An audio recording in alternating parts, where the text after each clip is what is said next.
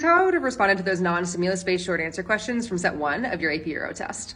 These questions are so easy. All right, 3A says describe one significant motivation for European overseas expansion in the period 1450 to 1600. Y'all, gold, glory, and God.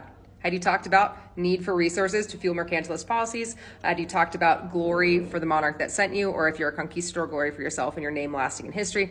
God in the form of Catholic missionaries? B, again, I'm going to try to choose the easiest answer here. It says, describe one significant change in European overseas expansion. They were no longer concerned about conquering, because by the 1600s to the 1700s, they had conquered a lot of the land in the Americas. So now it was time to actually build up their global trading empires. C is, how did Europe's overseas expansion affect its economy?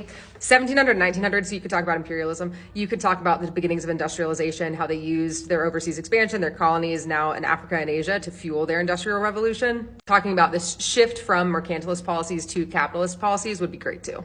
So 4A, describe a significant feature of industrialization. Genuinely, from 1750 to 1800, I would talk about now we're using machines, specifically in the textile industry, to do labor for us. A significant change from 1800 to 1900 is that industrialization is now spreading from Britain to continental Europe. And you could also talk about how the second wave of industrialization is happening, which means that now we're using steel, we're using electricity, we're using better, more advanced machines. And explain a way it affected European politics. I would talk about mass-based political parties, or I would talk about how labor unions are starting to advocate for more political rights. Passing of labor laws would also be a very appropriate answer.